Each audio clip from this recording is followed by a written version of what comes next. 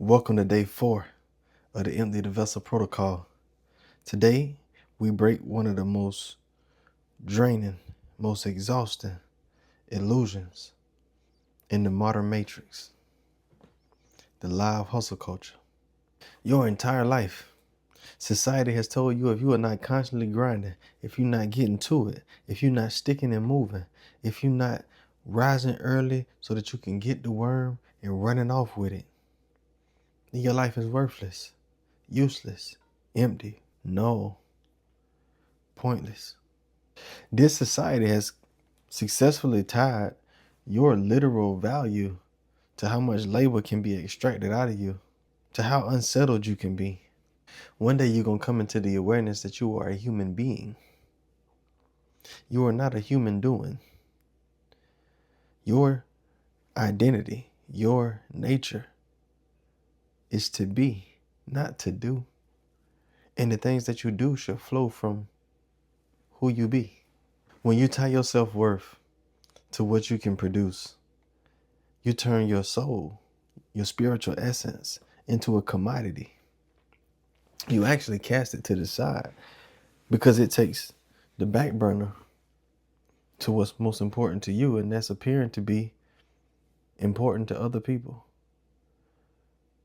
And we know that most people that we're around have a external viewpoint on life. So we don't boast and brag and display our inner growth. We chase material. We chase tangibles. We chase what we call assets, all the while forgetting that the greatest asset is self-awareness, personal development, learning who you are so that you can operate as the full expression of everything you were designed to be. You wonder why you burnt out. You wonder by the time you get around the most important people, or the ones who you say are the most important people in your life, you don't have what's most important to extend to them. And that's your personality, your energy, your effort, your knowledge. By the time you get around the people who you say you love the most, you're no longer even you. You're just an empty shell. You're the appearance of what they are familiar with. Because you've given your life source, your life force, you've given your energy flow to so many other avenues to accomplish so many other minuscule goals and aims that you find love to be a task. You find extension, pure extension of your person to be too much to ask. You want the room quiet. Your kids just want to laugh and have a good time. Your partner just miss you and want to get more in tune and more tapped in to where your head is through communication, through physical touch, through activities that you guys can collaborate on. But by the time you find yourself in the presence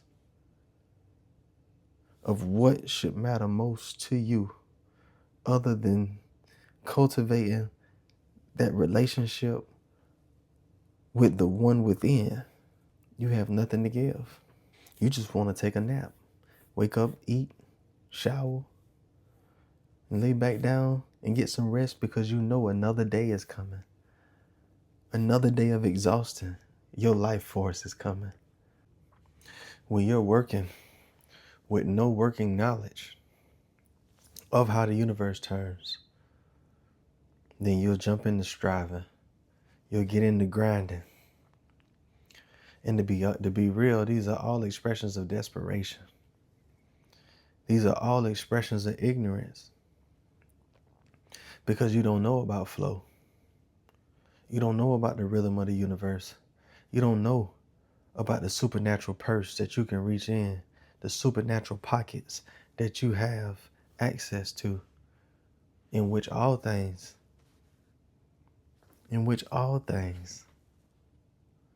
can be called to you,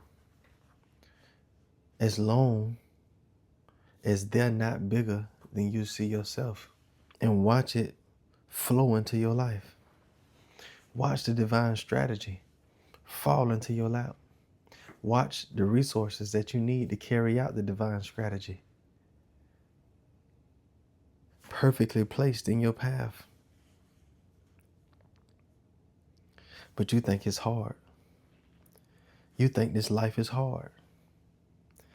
You think getting money is hard. You think providing for your family is hard. You think elevating your life is hard. So you experience your beliefs. You were not built for the hustle. You were built for home, for rest, for peace, to live with an assurance that all things have been provided for you, through you. And stop chasing the illusions of this world. I see you for day 5.